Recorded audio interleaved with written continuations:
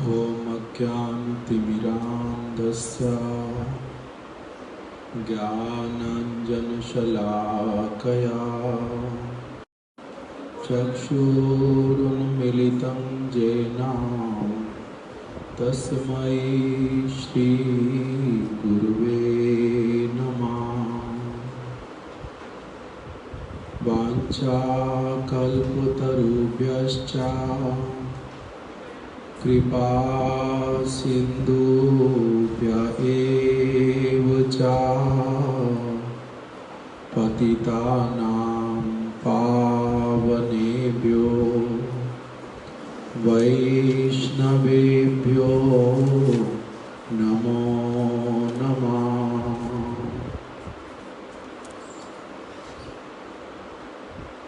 जय श्री रूप श्री सनातन भट्ट रघुनाथ श्री जीव गोपाल भट्ट दास रघुनाथ हे चाई गोसाई कोरी चरणा वंदन जहाँ आइते विघ्न नाश अभीष्ट पुराण। श्री चैतन्य मनोभीष्टं स्थापितं येन भूतले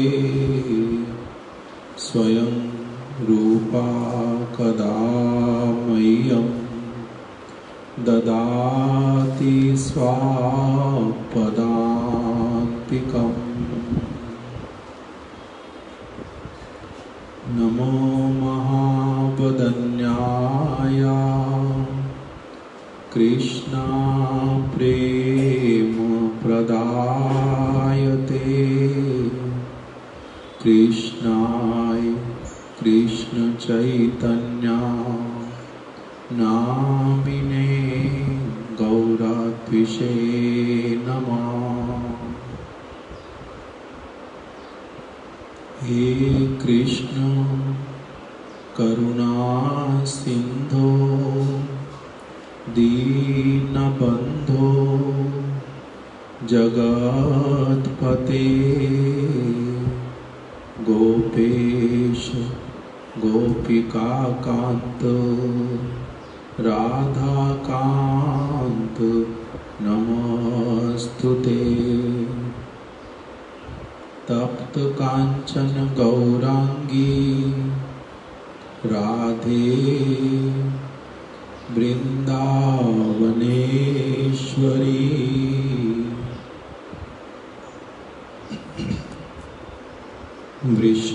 वृषभानुसुते देवी प्रणमामि हरिप्रिये।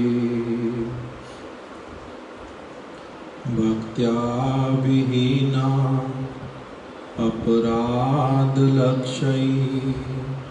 क्षिप्ताश्च कामादि तरङ्गमध्यैः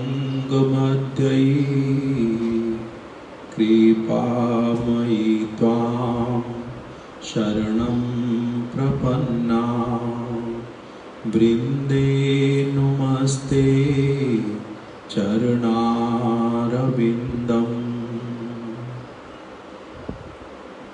श्री कृष्ण चैतन्य प्रभु नित्यानंदा श्री अद्वैत गदाधर श्रीवासादि गौर भक्त वृंदा। हरे कृष्णा कृष्णा कृष्णा हरे हरे हरे राम राम राम हरे हरे।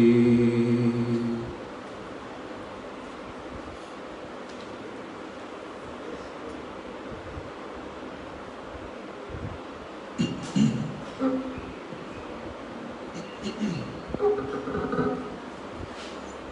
एक विशेष तिथि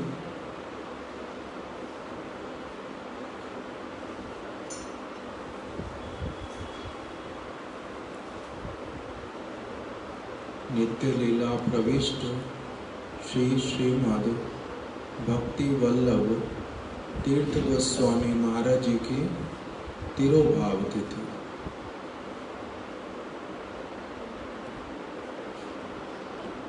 कुछ समय पूर्व ही एक पक्ष पूर्व अर्थात 15 दिन पहले हम लोगों ने श्री राम नवमी तिथि को उनकी आविर्भाव तिथि का पालन किया था और आज उनकी तिरोभाव तिथि। यद्यपि आप लोग कुछ समय से नित्य प्रति हमारे श्रीपाद भक्ति वेदांत सिद्धांती महाराज जी से कथा श्रवण कर रहे हैं, किंतु आज उन्होंने कृपा करके कहा कि मैं शिला महाराज जी के विषय में बहुत अधिक नहीं जानता हूँ और शुद्ध वैष्णवों के विषय में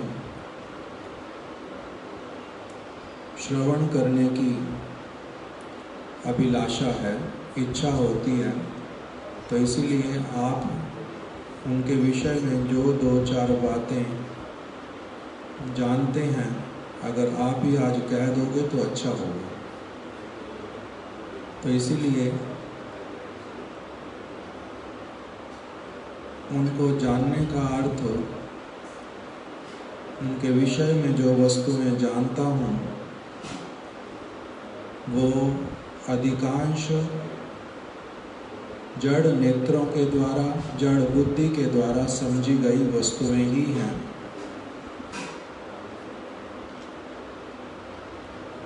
किंतु तब भी अपने आप को ही वास्तविक रूप में पवित्र करने के उद्देश्य से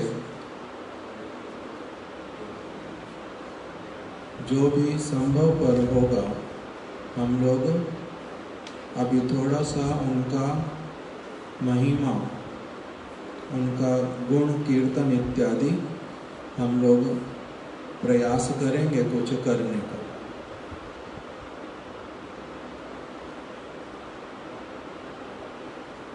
शिला महाराज जी को जब भी कथा करते हुए श्रवण किया, शिला भक्ति वल्लभ तीर्थ गोस्वामी महाराज जी को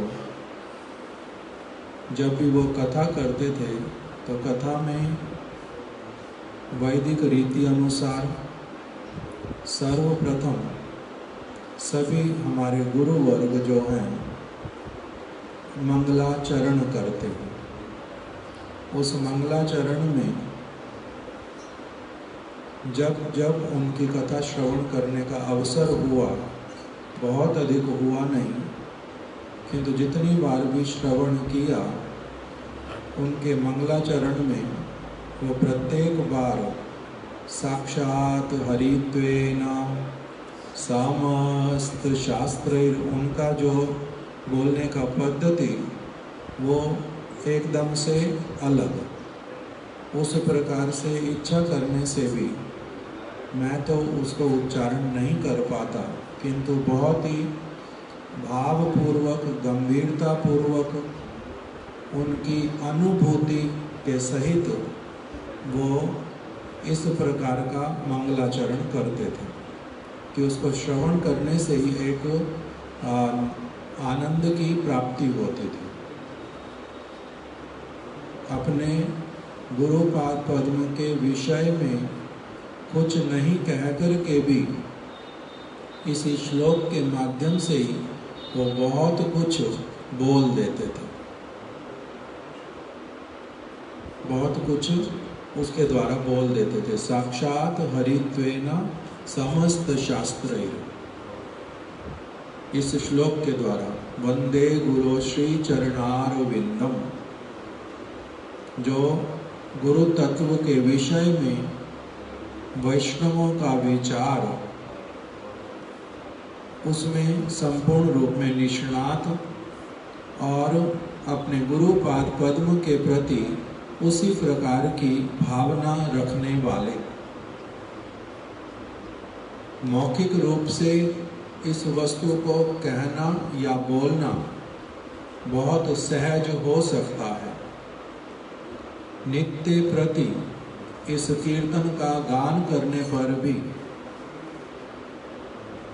20 वर्ष 25 वर्ष होने पर भी उस प्रकार का वास्तविक रूप में भावना आना गुरुपाद पद्म के प्रति इतना सहज होता नहीं। विशेष करके जिनको यदि वपु का संग करने के लिए भी मिले और उनकी ऐसी वाली चित्त वृत्ति रह पाए, इतना सहज होता नहीं।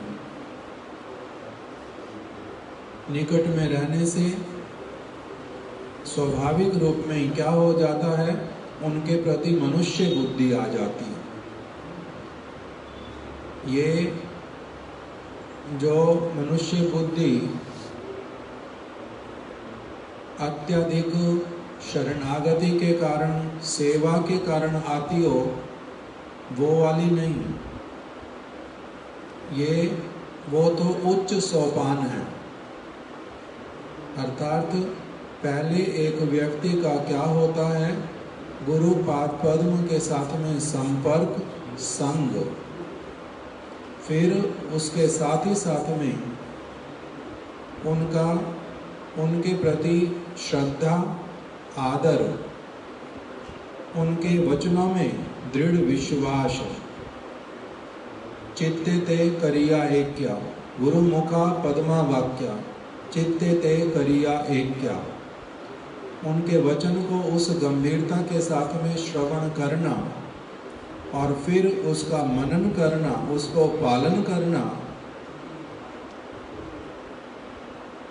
ये सारी स्थितियां आने से उनके प्रति जिस प्रकार का एक शुद्ध हृदय में उनका सेवा करने का, उनका संग करने का जो भावना आता है, उसके बाद में जो प्रीतिपूर्वक सेवा होती है वो अलग है।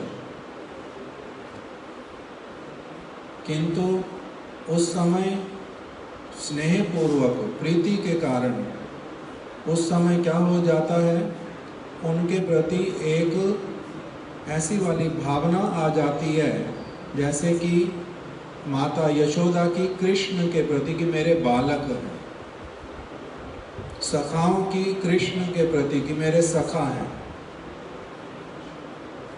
उस समय वो अवस्था बिल्कुल अलग। किंतु हम लोग बद्ध जीव जो हैं, उनका वो अवस्था तो बहुत ऊपर की बात। पहले कौन से वाला आ जाए कि वो वास्तविक रूप में मेरे शुभ चिंतक हैं, मेरे मंगल प्रदाता हैं, वो अजात शत्रु हैं, वो प्रत्येक क्रिया भगवान की प्रसन्नता के लिए करते हैं। उनका जागतिक किसी प्रकार का कोई लाभ, पूजा, प्रतिष्ठा इत्यादि का उद्देश्य नहीं होता किसी भी क्रिया के पीछे। ये समझ पाना इतना सहज होता नहीं, असुविधा होती इसमें बहुत अधिक। गुरुपाद पद्म ने किसी को बोल दिया कि आप क्या करना, कुछ हमारे को आर्थिक सहायता कर देना। वो सुन करके ही क्या आ जाता, इनको भी धन का लोभ है। यदि गुरुपाद पद्म बोल देते कि रथ यात्रा है, उस रथ यात्रा में क्या करना, एक सिंहासन मेरे लिए भी लगा देना, तो इनको तो ऊपर बैठने का अभिलाषा है ताकि इनको सारे लोग एक्नॉलेज कर सकें। अनेक प्रकार की बातें जो हैं बद्ध जीव के मन में एक के पश्चात एक अनेक अनेक आती जाती रहती हैं। उनके प्रति साक्षात हरि वाली जो भावना, वो आना और केवल मुख से कहना, इसमें बहुत बड़ा अंतर है। श्रीला महाराज जी वर्ष 1947 से लेकर के लगभग, जहाँ तक मुझे स्मरण है, या तो वो 46 में अपने गुरुपाद पद्म के पास में आए अथवा 47 में। उस समय से लेकर के उनके गुरु महाराज ने अप्रकट लीला कब की? 79 में। एक तरफ 29 साल हो गए, उधर से 3 या 4 अगर गिने तो 33-34 वर्ष लगभग उनके साक्षात दिशा निर्देश में और उनकी अनेक प्रकार की वपुगत सेवा, वाणीगत सेवा करते हुए अत्यधिक निष्ठा पूर्वक कभी किसी वस्तु में असफल नहीं होना और उस सूत्र को सदैव पकड़ करके रखना कि ये साक्षात हरि हैं, इनकी प्रत्येक क्रिया भगवान की सेवा के लिए है, इनका सब कुछ मंगलमय है, इतना सहज होता नहीं। किंतु उन्होंने उसी रूप में क्या किया? अपने गुरुपाद पद्म का संग, उनकी सेवा, उनके आदेशों का पालन, ये उनके संपूर्ण जीवन में ही उन्होंने किया। संपूर्ण जीवन किसी और वस्तु को अपने जीवन में प्राथमिकता नहीं प्रदान की। बाकी सारी वस्तुओं को उन्होंने क्या किया? अपने जीवन से ही अलग कर दिया, ऐसा आदर्श दिखलाया। जो पहले किसी भी प्रकार का संपर्क था, परिवार का, माता पिता का, भाई बंधु का, विद्या का, उस समय विद्या जो है, एमए पढ़ना बहुत बड़ा एक कार्य माना जाता था। तो वो जागतिक दृष्टिकोण से भी बहुत अधिक पढ़े लिखे। उनका आविर्भाव हुआ आसाम। यद्यपि उनके माता पिता इत्यादि परिवार से वो लोग बंगाल से संपर्क युक्त, किंतु जैसा भी हो, उन्होंने ग्वालपाड़ा में अपना आविर्भाव लीला किया था। जिस प्रकार से हमारे गुरुदेव को बचपन से ही सभी लोग भोला राम बोलते थे, उसी प्रकार से श्रील भक्ति वल्लभ तीर्थ गोस्वामी महाराज जी भी उनके घर के निकट में ही एक शिव जी है, और उन्हीं का वो क्या करते थे, उनके निकट में बैठ जाते थे। बाल्य अवस्था में ही बोलते सब समय ऐसे थे कि बालकों जैसी कोई भी क्रिया नहीं करते थे, साधारण बैठ करके वहां पर शिव जी के पास में कितने कितने घंटे नेत्र बंद करके क्या करते थे, माता पिता पास पड़ोस के लोग समझ नहीं पाते थे कि ये क्या करता है। इस प्रकार का उनका अवस्था था। अभी वही स्थान श्री चैतन्य गौड़िया मठ के अंतर्गत है। शिव जी का विग्रह भी, शिवलिंग, ग्वालपाड़ा में। वहां पर शिला भक्ति दैत्य माधव गोस्वामी महाराज जी ने मठ की भी स्थापना की थी ग्वालपाड़ा में। तो इसलिए उनके मंगलाचरण में अनुभूति के साथ में तोमार सेवाए दुख आए जतो सही तो परम सुख, सेवा सुख दुख परम संपद नाशय अविद्या दुख। अपने गुरुपाद पद्म की सेवा करने के लिए जितने भी प्रकार की वस्तुएं आती थी, उन सारी वस्तुओं को बड़े आनंद पूर्वक ही क्या करते थे, अपने मस्तक पर ले लेते थे। सब सेवाओं को किस विचार के साथ में, इसी विचार के साथ में, तुम्हारा सेवाई दुख है जो, तो आपकी सेवा करने के लिए, आपकी प्रसन्नता के लिए मुझे अपने शारीरिक, मानसिक जिस किसी प्रकार की अवस्था से भी गुजरना क्यों नहीं पड़े, उसमें मैं किसी भी प्रकार की कोई असुविधा बोध नहीं करता। एक समय ऐसा भी हुआ किसी सेवा के उद्देश्य से, एक समय क्या, एक समय का केवल हमारे को पता, कितनी बार हुआ होगा वो उनको पता, कि सुबह से रात्रि तक कभी गवर्नमेंट ऑफिसर्स का, कभी किसी और का प्रतीक्षा करने में ऐसे ऐसे समय उनका बीत जाता जिसमें कि ना तो भोजन करने की सुविधा है, ना कहीं पर यदि मल त्याग करने की भी इच्छा हो वहाँ से उठ करके जा ही नहीं सकते। अगर 2 मिनट भी उठ करके जाएंगे उसी बीच में हो सकता है जो ऑफिसर आने वाला है वो आएगा और चला जाएगा। तो इसलिए अनेक अनेक प्रकार की जो सेवाएं करने में जहाँ जहाँ पर, ये तो एक बहुत छोटे से उदाहरण, किस किस प्रकार का वस्तु लेना पड़ता है सिर के ऊपर जब एक व्यक्ति दायित्वपूर्ण सेवाओं को ग्रहण करता है। और उनके ऊपर तो उनके गुरु महाराज जी ने जो दायित्व दिया वो क्या दायित्व था, आचार्य की लीला करनी, ये दायित्व दिया। छोटा दायित्व नहीं है, बहुत बड़ा दायित्व। कितनी प्रकार की वस्तुएं उसमें देखनी पड़ती हैं, करनी पड़ती हैं, वो उनको ही पता। हर एक पग पर ही सावधान रहना पड़ता। थोड़ा सा भी इधर से उधर कुछ हो गया तो असुविधा। इसलिए सब सेवाओं को करके जो अनुभूति के साथ में एक व्यक्ति कोई वचन बोलता है उसका प्रभाव अलग होता है, और जो व्यक्ति ऐसे ही बोलता है उसका अलग। तोता भी बोलता है रट करके, किंतु उनका बिल्कुल अलग। दूसरा, अपने मंगलाचरण में अधिकांश समय वो उच्चारण करते थे, अथवा मंगलाचरण संपूर्ण करके जो सबसे पहली बात वो निकलती थी उनकी, और उसका बहुत बार एक्सप्लेनेशन भी लोगों को लगता था रिपीटिशन है, किंतु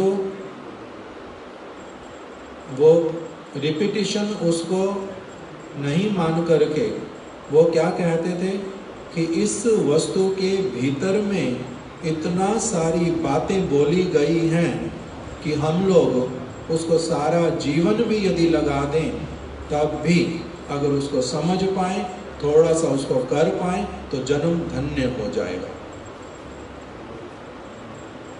क्या उच्चारण करते थे? गुरु, वैष्णव, भगवान तीनेर स्मरण, तीनेर स्मरणे हाय विघ्न विनाश, अनायासे हाय निज वांछित पूरण। ये अपने मंगलाचरण में बोलते थे, अथवा कथा मंगलाचरण समाप्ति पर, और फिर उसका विस्तार से वर्णन करते थे विभिन्न दृष्टिकोणों से।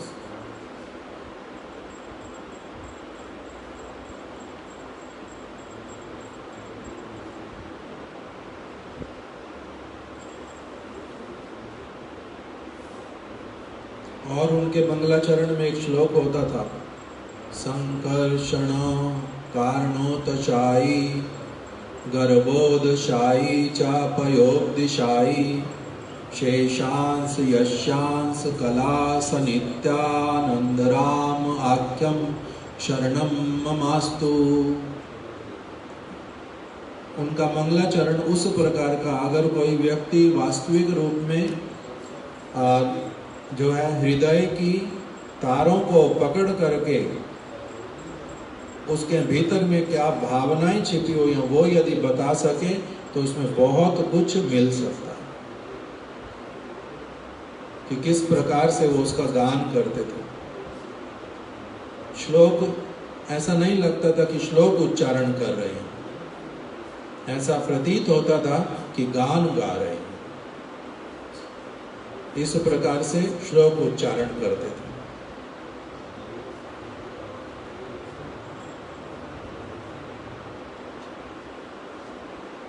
जब जब नगर संकीर्तन इत्यादि होता और महाप्रभु का विग्रह अथवा राधा कृष्ण के विग्रह को लेकर के रथ के ऊपर में सजाते, कलकत्ता में हो चंडीगढ़ में हो, इन दो स्थानों पर ही देखने का अवसर मिला। वो सबसे पहले कीर्तन जो प्रारंभ करते उसमें क्या कीर्तन प्रारंभ करते हैं? अक्रोध परमानंद नित्यानंद राय अभिमान शून्य निताय नगरे बेड़ाय, और साथ ही साथ में इसकी व्याख्या करते थे। इस एक कीर्तन को करने में कभी कभी 1 घंटा चला जाता था।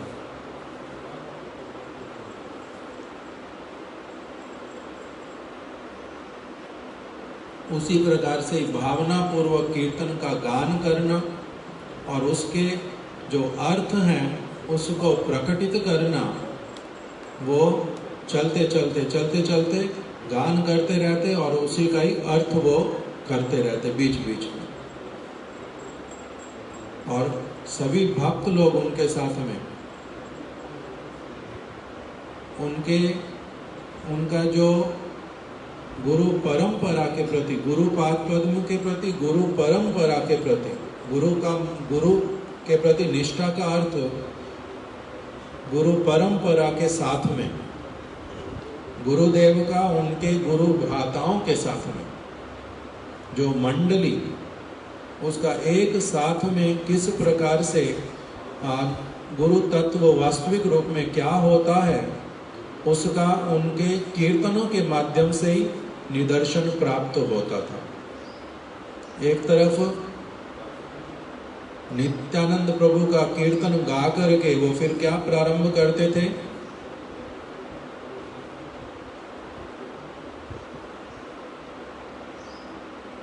जय दो जय दो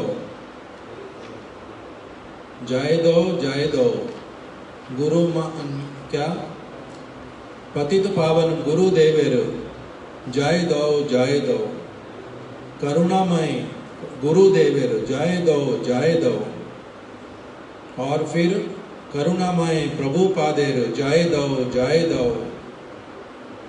गौर किशोरदास बाबाजीर जय दो, भक्ति विनोद ठाकुरेर जय दो। इस प्रकार से एक एक जो वैष्णव का गुरु परंपरा के जितने सब हमारे गुरु वर्ग, उन सब का जय ध्वनि देते देते कितने महाप्रभु के परिकर, कितने रूप गोस्वामी, सनातन गोस्वामी इत्यादि तक किन किन की जय ध्वनि देते, ये कीर्तन उन्हीं से ही श्रवण करने के लिए मिलता था। और किसी स्थान पर वैसे वाला कीर्तन हमने कभी श्रवण किया नहीं, ना तो पहले और ना ही बाद में।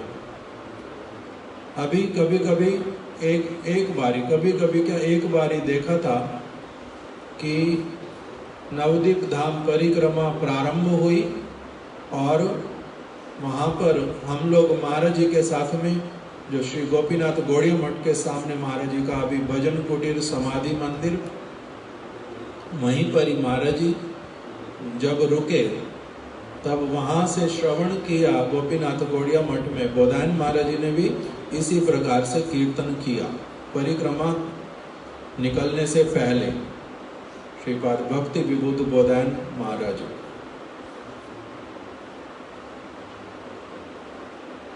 उन्होंने वही कीर्तन उसी प्रकार से गाया, वो उनको श्रवण किया। किंतु पहले केवल शिला भक्ति वल्लभ तीर्थ गोस्वामी महाराज जी को ही उस प्रकार का कीर्तन करते हुए देखा था। किस प्रकार से अपने गुरु परंपरा के प्रति निष्ठा होनी चाहिए, किस प्रकार से इस धारा के साथ में मैं संपर्क युक्त हो सकता हूँ, ये सारे कीर्तन करके वो उसको जो जो भक्त लोग उनका संग करते थे, साथ में रहते थे, उनमें इन वस्तुओं को संचार करते थे कि कैसी गुरु वर्ग के प्रति निष्ठा होनी चाहिए। उनके गुरु महाराज जी अर्थात शिला भक्ति दयित माधव गोस्वामी महाराज, उनके विषय में तो संपूर्ण वैष्णव जगत ही जानता है कि कैसी उनकी सातीर्थ प्रीति थी अपने गुरु भ्राताओं के प्रति, अर्थात शिला प्रभुपाद जी के चरण आश्रित जितने सारे भक्त, उनके प्रति किस प्रकार की उनकी सेव्य बुद्धि थी। उनसे बड़ा हो, उनसे छोटा हो, प्रभुपाद जी की बहुत अधिक सेवा करने वाला हो, इनके साथ में रहने वाला हो अथवा किसी और स्थान पर रहने वाला हो, त्यागी हो अथवा गृहस्थ हो,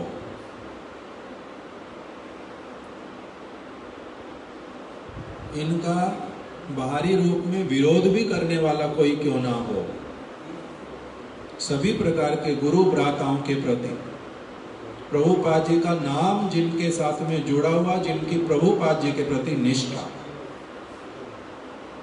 उन सबके प्रति क्या करते थे, सेव्य बुद्धि।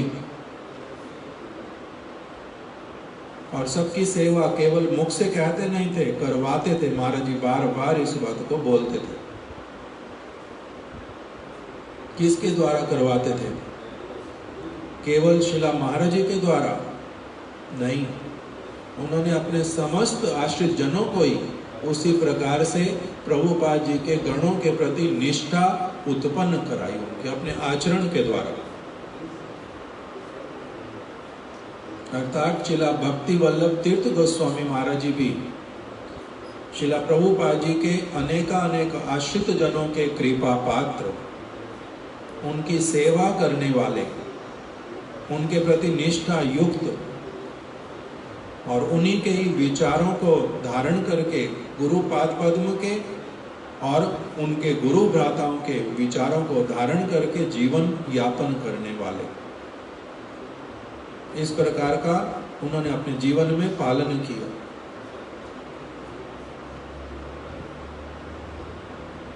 उनके गुरु महाराज जी की इस वस्तु को, सातीर्थ प्रीति को, इन्होंने भी अपने जीवन में संपूर्ण रूप से आत्मसात किया था, संपूर्ण रूप में। इनके आश्रित जन बोलते हैं इस बात को, जितने भी शिला भक्ति वल्लभ तीर्थ गोस्वामी महाराज जी के आश्रित जन, वो लोग सभी इस बात को बोलते हैं कि परम गुरुदेव के विषय में तो श्रवण किया था, किंतु गुरु महाराज जी के चरित्र में वही सारी चीज देखते हैं कि इस बात को, अपने गुरु महाराज जी की इस व्यवहार को उन्होंने अपने गुरु महाराज जी के बहुत, जैसे अगर कहा जाए कि 100% उस बात को, यद्यपि सभी भक्त लोग बोलते हैं कि वो शिला भक्ति दयित माधव गोस्वामी महाराज जी की डुप्लीकेट कॉपी, डुप्लीकेट कॉपी का मतलब होता है अर्थात 100% सेम विचारधारा में, कथा में, कीर्तन में, वैष्णवों का आदर करने में, दायित्व सेवाओं का लेने में, सब प्रकार से।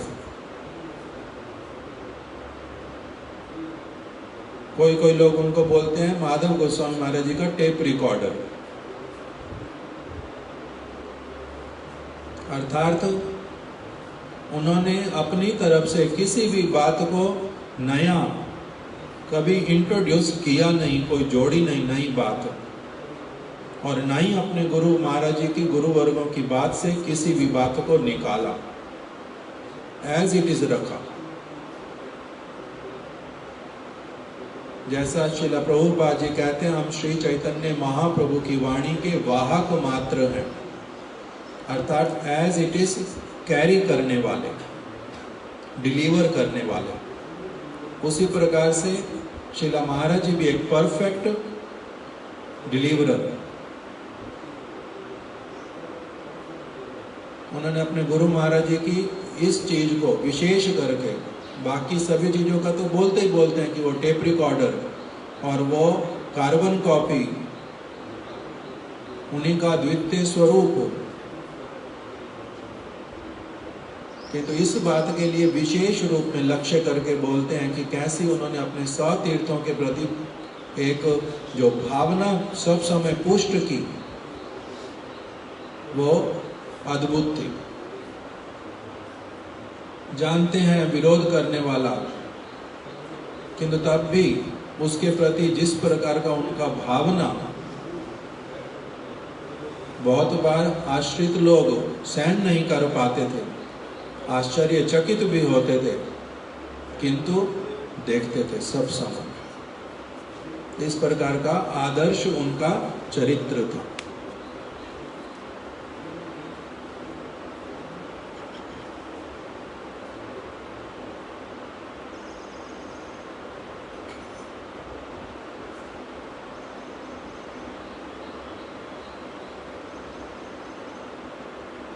कथा जब करते थे बहुत बार, किस प्रकार की अवस्था में वो प्रविष्ट हो जाते थे, बाहरी रूप में देखने में हम लोगों को तो पता चलता नहीं था, सिर्फ इतना ही पता चलता था कि टाइम का ध्यान नहीं रखते। 1 घंटा हो गया, 2 घंटे हो गए हैं, किंतु वो किस प्रकार से किन भावनाओं के भीतर में प्रविष्ट होकर के कथा का परिवेशन करते थे, उस समय इस वस्तु को धारण करने का योग्यता का अभाव होने के कारण कभी उस तरफ ज्यादा ध्यान दिया नहीं। और दूसरा दुर्भाग्य ये भी रहा कि पहले जब जब उनकी कथा श्रवण करने के लिए मिली, उस समय भाषागत असुविधा होती थी। क्यों? क्योंकि उनकी कथा सुनने के लिए हम लोग यूज्ड टू नहीं थे, इसलिए उनके द्वारा हिंदी में बोलने पर भी बहुत कुछ पकड़ नहीं पाते थे, समझ नहीं पाते थे। किंतु कथा करते थे बहुत देर तक। सभी लोग बोलते हैं उनका जो स्वभाव वो एकदम बालवत, बालक की भांति, बहुत सरल सहज, बहुत सरल सहज। किंतु उनके एक आश्रित श्रीपाद प्रसाद प्रभु, उनका दीक्षित नाम प्रहलाद दास, ऐसे प्रसाद प्रभु, उन्होंने उस वस्तु को थोड़ा सा लक्ष्य करके एक बहुत अच्छी तरह से प्रकाशित किया उनकी एक रिकॉर्डिंग में, कि एक तरफ किस प्रकार से बालवत, किस प्रकार से वार्तालाप करते हैं, कैसे व्यवहार सबके साथ में रखते हैं, और दूसरी तरफ आवश्यकता जिस स्थान पर पड़ी किस प्रकार से एकदम से क्रोधित होकर के शासन करते हैं, वो भी उस वीडियो में दिखाया। एक तरफ बड़े सरल बालक जैसे, दूसरी तरफ से उसमें वो बड़े जोर से एकदम से उनका मुख आकृति, उनके हाथ इत्यादि का हिलाना, वही अपने आप में किस प्रकार से उनका क्रोध जो प्रकाशित कर रहा है, और साथ ही साथ में उनके गुरु वर्गों के प्रति, अपने गुरु महाराज जी के प्रति कैसी निष्ठा, उसको भी साथ ही साथ में वो स्थापित करता है। बोल रहे हैं उसमें एकदम से क्रोधित होकर के बहुत, कि हम लोग अब कैसे वाले होंगे, बदल देंगे, गुरु महाराज जी ने जो किया उसमें से ये चीज बदल देंगे, वो चीज बदल देंगे। इतना दुस्साहस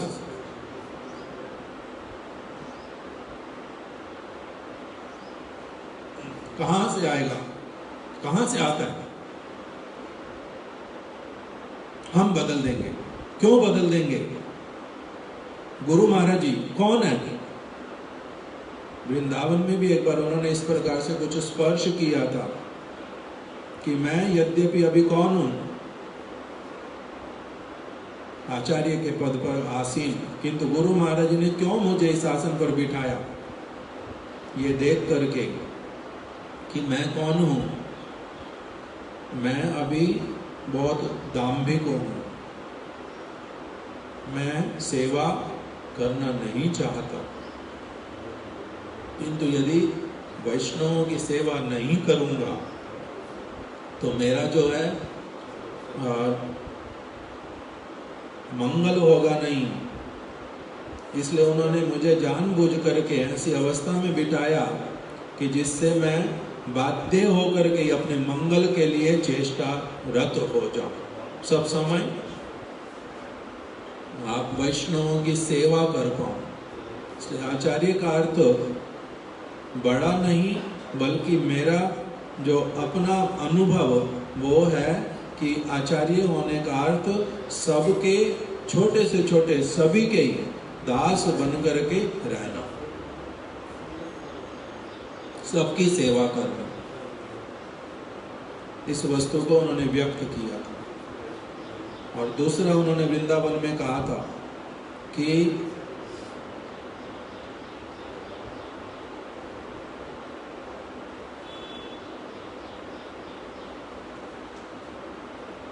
आचार्य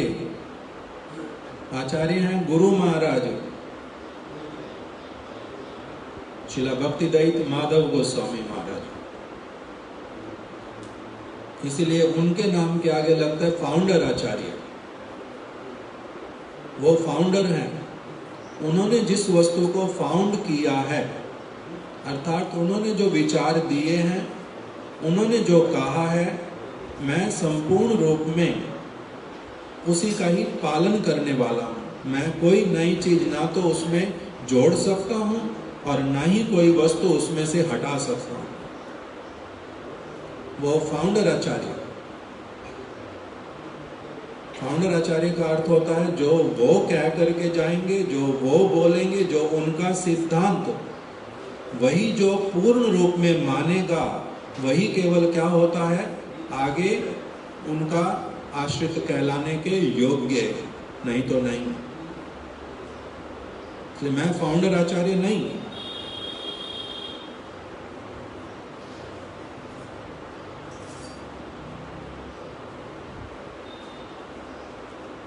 इस प्रकार का उनका शासन भी था। एक समय उनके सेवक एक बतला रहे थे कि किस प्रकार से वो कलकत्ता में किसी भक्त के घर पर थे और वहाँ पर 2 दिन 4 दिन वो जिद कर रहे थे कि नहीं, मेरे को अभी यहीं पर रहना है।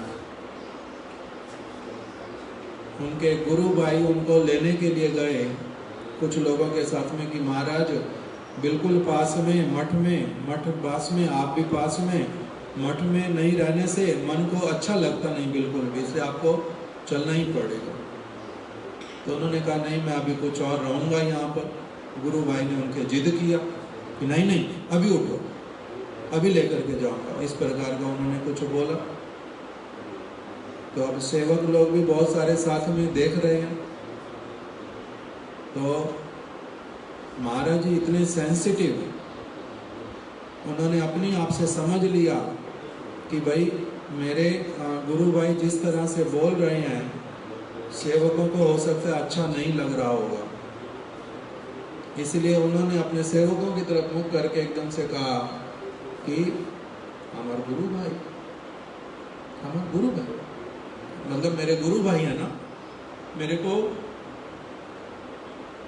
जिस तरह से भी वो बात करना चाहे वो कर सकते हैं, हमारे गुरु भाई। इस प्रकार से एक प्रीतिपूर्वक एक संदेश भी दे दिया साथ साथ में कि इनकी जो भी कोई बात होएगी उसको तुम लोग किसी भी दूसरी तरह से लेना नहीं। ये हमारा गुरु भाई है, प्रीतिपूर्वक बोलता है, छोटा है तो क्या हुआ, किंतु प्रीतिपूर्वक बोल रहा है, उसके बोलने में प्रीति झलक रही है। इस वस्तु को लक्ष्य करना, उनके शब्दों को लक्ष्य करना नहीं कि मेरे बड़े होने पर, आचार्य होने पर भी मुझे क्या कह रहे हैं कि नहीं जाना पड़ेगा, मतलब कि वो अपनी बात मनवाएंगे, मेरी नहीं रखेंगे, ये वाला विचार उनके प्रति करना नहीं। हमार गुरु भ्राता, हमार गुरु भाई इस प्रकार से वो बोलते थे। कोई भी व्यक्ति उनके सामने किसी की भी कोई बात लेकर के जाए, अगर शिकायत करने के उद्देश्य से, श्री रघुनाथ भट्ट गोस्वामी की तरह किसी की बात को श्रवण ही नहीं करते थे, अवसर ही नहीं देते थे इस बात का कि कोई उनके सामने कोई शिकायत किसी की रख ही पाए, सुनते ही नहीं। एक मिनट में ही बात इधर से उधर दूसरी कर देते, दूसरे को लगता है मैं कुछ और बोल रहा हूं, ये कुछ और उत्तर दे रहे हैं, किंतु उनका क्या था, किसी का कोई शिकायत सुनना नहीं, कोई बात सुननी नहीं। वैष्णवेर रघुनाथ भट्ट गोस्वामी जी के विषय में वर्णन आता है, वैष्णवेर गुण लय नालय कार दोष। वैष्णवों में केवल गुण होते हैं, दोष होता नहीं। इस वस्तु को संपूर्ण रूप में धारण करते थे।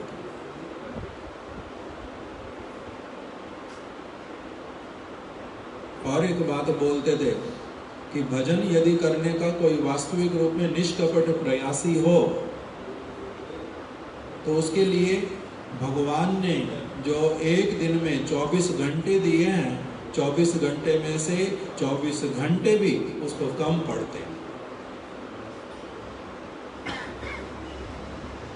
जो भजन करने का इच्छुक, उसके पास में समय कहाँ और किसी चीज के लिए। किसी के दुर्गुण देखेगा, उसको वो बोलेगा, उसके पीछे पड़ेगा, इसके लिए समय कहाँ। मुख्य वस्तु को छोड़ करके कोई गौण वस्तु की तरफ जाता है? वो तो जाता नहीं। एक उनकी कथा श्रवण की थी चंडीगढ़ में, कभी कभी भक्त लोग वीडियो लगाते थे उनकी कथा सुनने के लिए। अश्विनी प्रभु नाम का एक भक्त, वो उनकी वीडियो लगाता था, भक्त लोग बैठ के देखते थे स्क्रीन के ऊपर। एक कथा सुनी थी, शायद हैदराबाद की थी वो, उसमें वो बोल रहे हैं मीराबाई का कोई पद प्रारंभ में, उसमें 2-3 बातें मेरे को स्मरण है केवल। उसमें वो बोल रहे हैं कि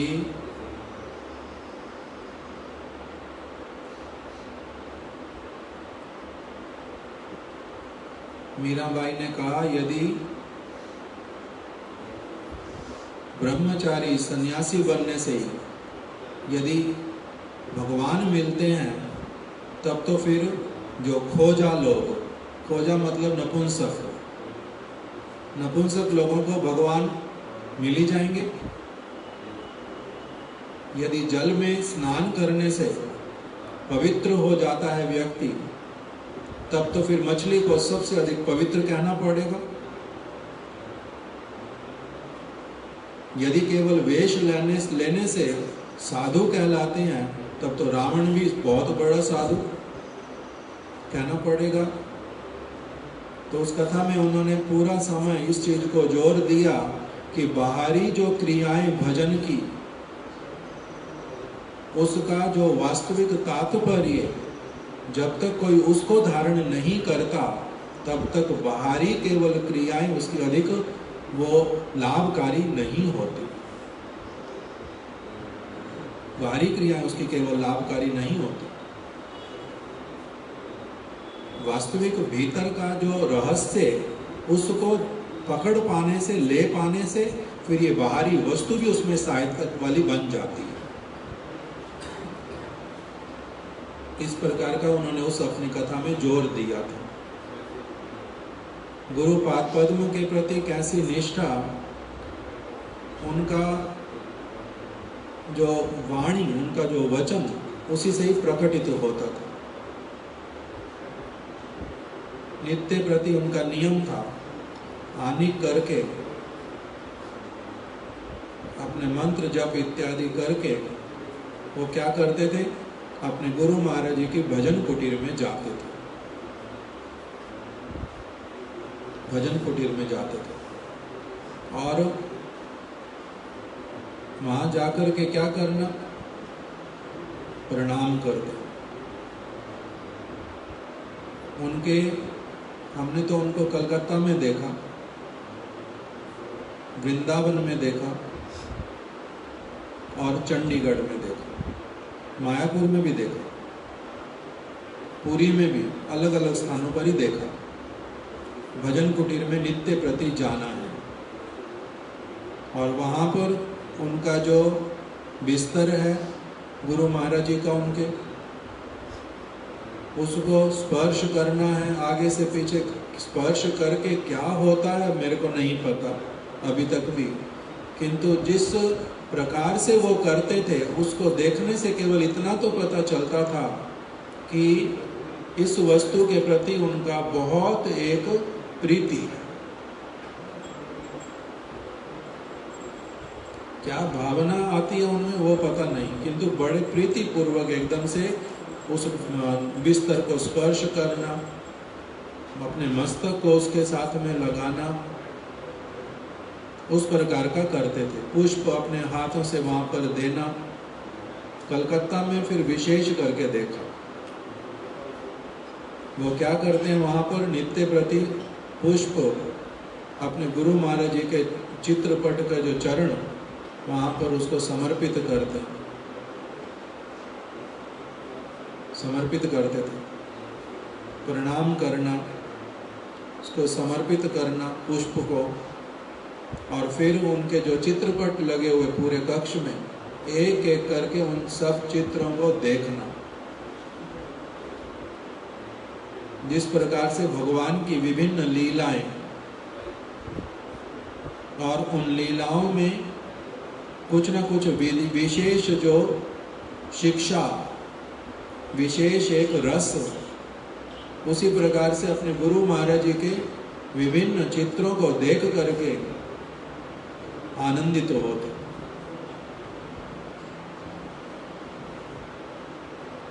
और कलकत्ता में ही देखा, अपने साथ में उनके सेवक लोग रख देते, टेबल के ऊपर एक कागज लिखा हुआ, जिसके ऊपर लिखा रहता, वो उसको पढ़ते, प्रणाम कर लेंगे, प्रणाम करके खड़े होएंगे, पुष्पांजलि इत्यादि देंगे और फिर उसको पढ़ते थे। लिखा हुआ क्या है, श्री चैतन्य गौड़िया मठ 35 Satish Mukherjee road, pin number, फिर दक्षिण कलकत्ता न किस प्रकार से लिखा रहता था, वो पढ़ते। फिर उसके बाद में उनके गुरु महाराज जी का नाम लिखा हुआ, फिर प्रभुपाद जी का नाम लिखा हुआ, तो उसको पढ़ते थे। अब ये सारी चीजें क्यों पढ़ने की आवश्यकता है, लिखा क्यों उसको, तो बोलते थे कि मैं कभी भी अगर मेरी स्मृति शक्ति ना रहे, कुछ ना रहे, कम से कम देख करके ही बोलूँगा, इसलिए लिख करके रखते थे कि ये मुझे कभी विस्मृत ना हो वस्तुएं। एड्रेस क्यों पढ़ना, 35 सतीश मुखर्जी रोड, उसके लिए उन्होंने कभी वर्णन किया कि ये साधारण स्थान नहीं है, ये साधारण स्थान नहीं है, ये हमारे गुरु महाराज जी ने यहाँ पर गोलोक वृंदावन प्रकटित किया है। ये धाम है, ये इस कलकत्ता का कोई एक भौगोलिक दृष्टि से कोई उसका पार्ट नहीं है। इस प्रकार का वो भावना व्यक्त करते थे। अपने गुरु महाराज जी के संन्यास दंड को स्पर्श करके उसको वो कहते थे, पुनः पुनः स्पर्श करके क्रंदन करते थे। किसी एक समय व्यक्त किया कि ये संन्यास दंड, इसका गुरु महाराज जी ने कितना आदर किया, कहां कहां लेकर के इसको गए और जीवों के ऊपर क्या किया, परिव्राजक बन करके कितने अपने ऊपर दुख लेकर के, शारीरिक चीजों को भी इग्नोर करके कैसे उन्होंने गुरु वर्गों का सेवा किया, इस दंड को अपने साथ में लेकर के। ये उनको सब स्मरण आता था अपने गुरु महाराज जी के दंड इत्यादि को देख करके। उनकी पादुका कलकत्ता मठ में, उसको लेकर के वो एक, जैसे ये हमारे यहाँ पर थोड़ा बड़ा है, वो बिल्कुल छोटा सा शोकेश जिसमें से पादुका दिखलाई देती है चारों ओर से, उसको देख करके उसको खोलना, एक एक करके उसको कैसे कैसे स्पर्श करना, क्या क्या मुख मुख में बोलना, उस प्रकार का निष्ठा अपने गुरु महाराज जी की प्रत्येक वस्तु के प्रति। यदि उनका इन वस्तुओं के प्रति इतना अधिक आदर, तब फिर उनके द्वारा स्थापित विग्रह, उनके द्वारा स्थापित मठ, उनके द्वारा जो कृतार्थ भक्तगण, उनके प्रति किस प्रकार का उनका भावना, उसको तो शब्दों के द्वारा व्यक्त करना या फिर उन वस्तुओं का हृदय के भीतर में अनुभव करना, ये तो कि कोई परम सौभाग्यवान व्यक्ति कर सकता।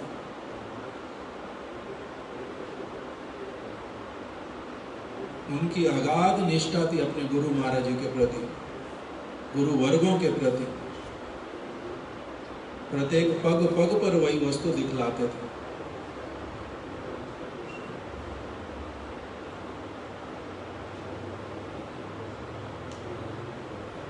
जब उन्होंने अस्वस्थ लीला की थी,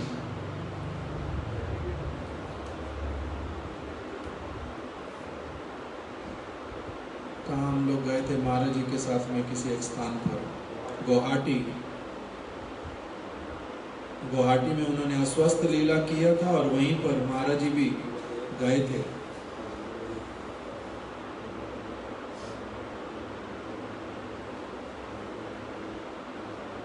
वहीं से ही फिर अस्वस्थ लीला उन्होंने प्रारंभ किया और भक्त लोग उस समय विचार कर रहे थे कि उनको हम लोग मायापुर लेकर के जाएं, ना कलकत्ता। व्यवस्था भी बहुत अधिक कर दी गई थी मायापुर में।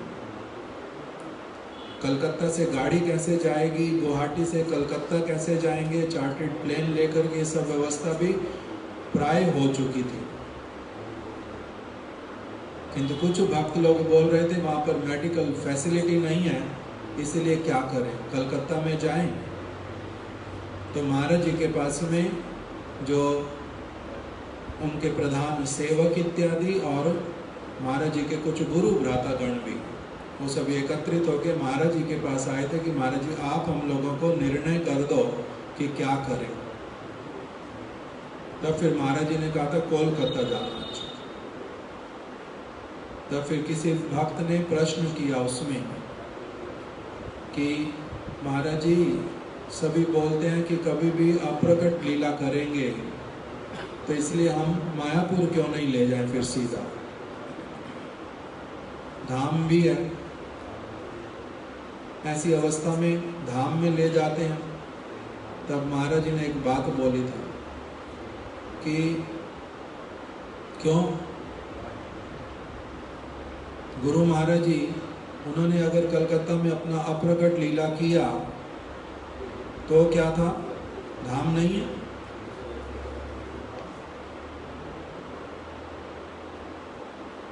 प्रभुपाद जी ने कहा अप्रकट लीला की थी, तब वो भक्त ने बोल दिया कि कलकत्ता में बाग बाजार मठ में।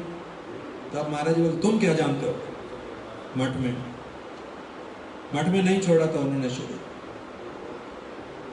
हम लोग बोलते नहीं किसी को, किंतु उन्होंने उस समय में किसी ग्रस्त भक्त के यहाँ पर थे, जहाँ पर अच्छे से सेवा संभव थी, वहां प्रकट लीला किया था। तो क्या हुआ, उसे तो मठ में रखोगे तो और कोई स्थान थोड़ा ना। तब महाराज जी के कहने पर सबने मान लिया था। तब फिर उनको गुवाहाटी से लाए थे कलकत्ता में। नित्य प्रति सेवक लोग बहुत यत्न करके उनका बहुत अच्छे से सेवा की। उनकी सेवा देख करके हमारे को अपने लिए स्मरण होता था कि गुरु महाराज जी की सेवा जब हम लोगों ने कुछ दिनों तक के कुछ समय जो करने का अवसर मिला था, हमारा उस प्रकार का बुद्धि ही नहीं था, पारमार्थिक योग्यता नहीं था कि कैसे गुरु पाद पद्म का सेवा किया जाता है। ये लोग कितना अच्छी तरह से करते, बहुत अच्छी तरह से सेवा करते थे। और नित्य प्रति उनको उनके व्हील चेयर पे बिठा करके बाहर लाते थे बरामदे में, और वहाँ पर बहुत भावनाओं के साथ में बहुत सारे भक्त लोग एकत्रित होकर के एक के बाद एक बहुत सारे उनके प्रिय कीर्तन गान करते थे। उनकी इस अस्वस्थ लीला से पहले भी कलकत्ता में देखा, जिस समय वो अच्छे से बातचीत इत्यादि करते थे, वो अपने कक्ष में भक्तों को बुला करके नित्य प्रति बहुत सारे कीर्तन श्रवण करते थे कि मैं नीचे ज़्यादा नहीं जा पाता, किंतु कीर्तन करते थे भक्त लोग उनके कक्ष में बैठ करके। राधा कुंड तट कुंज कुटीर गोवर्धन पर्वत यामुना तीर, कैसे वो विलाप करते थे कीर्तन श्रवण करते हुए। कोथाए गो प्रेममयी राधे राधे, कोथाए गो प्रेममयी राधे राधे, कबे कृष्ण धन पावो हियर माझारे थोबो। उनके भक्त लोग चुटानी जी मानसा में वो बोलते हैं, गुरु महाराज जी को हिंदी का एक कीर्तन बहुत प्रिय था। हूँ अधम अधीन आशरण अब शरण में लीजिए, हे मेरे गुरुदेव करुणा सिंधु करुणा कीजिए। और भक्त लोग बोलते हैं उनको प्रिय था एक कीर्तन, श्याम सुंदर कृपा करो हम पर श्याम सुंदर, हे भक्त वत्सल कहाने वाले, ये वाला कीर्तन। इस प्रकार से बहुत सारे कीर्तन श्रवण करते थे। इसको उनके भक्त लोग बालकोनी में बड़े आनंद के साथ में प्रीति पूर्वक गुरु पाद पद्म का सेवा करने के उद्देश्य से बड़े अच्छे अच्छे कीर्तन करते थे। उनके जो भक्त लोग हैं, उनके आश्रित जन, वो लोग भी इसी प्रकार से गुरु पाद पद्म के प्रति, गुरु परंपरा के प्रति बड़े निष्ठावान और बड़े योग्य आश्रित जन भी हैं उनके। सभी लोग गुरु पाद पद्म के विचारों को लेकर के उनकी परंपरा को आगे चलाएंगे ऐसा होता नहीं, किंतु उनके अच्छे अच्छे भक्त लोग जो उनके मन के विचारों को लेकर के उसी प्रकार से अपना जीवन यापन और उसका प्रचार इत्यादि करने वाले।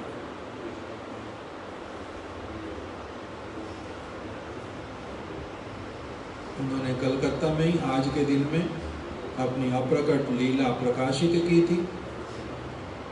हम लोग उस समय महाराज जी के साथ में जालंधर में थे। जालंधर में हम लोगों को ये संवाद मिला था। महाराज जी ने भी रात्रि के समय में ही वही संवाद श्रवण किया था। आज उनकी तिरोभाव तिथि, श्री धाम मायापुर में उनको लेकर के गए थे, वहीं पर उनका समाधि मंदिर। आज उनकी शुभ तिरोभाव तिथि। जो कुछ इस जड़,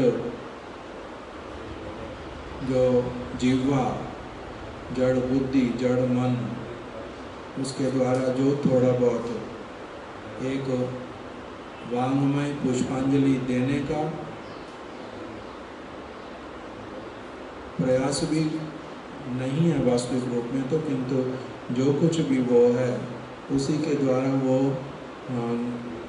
शुभ दृष्टि करें, प्रसन्न हों और उनके आश्रित जन, उनकी तिथि पालन करने वाले समस्त भक्तजन हम लोगों पर गुरु वैष्णव भगवान के प्रति निष्ठा हमारे हृदय में भी आए, इस प्रकार की कृपा वो करे। यही कह करके मैं अपने वचनों को यही विराम देता हूँ। वांछा कल्पतरुभ्यश्च कृपा सिन्धुभ्यैव च पतितानां पावनेभ्यो वैष्णवेभ्यो नमो नमः। शिला भक्ति वल्लभ तीर्थ गोस्वामी महाराज की जय। उनकी शुभ तिरुभाव तिथि महामहोत्सव की जय। तिथि पालनकारी समस्त भक्त वृंद की जय। गौर प्रेमानंदे हरि हरि बोल, हरि हरि बोल। अभी आरती करेंगे हमारे महाराज जी और आप सभी लोग साथ में करें।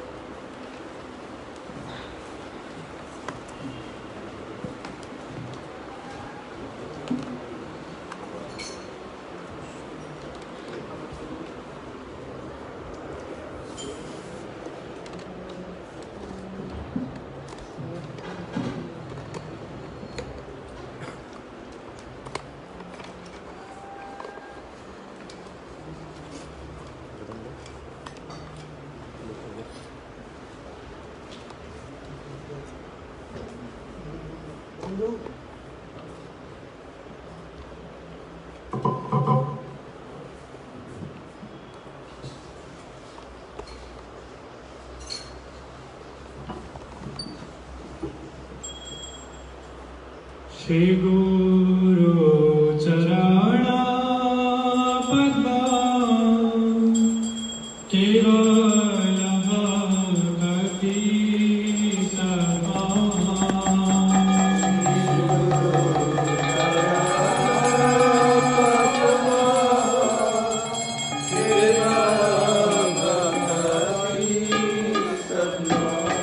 श्री गुरु चरण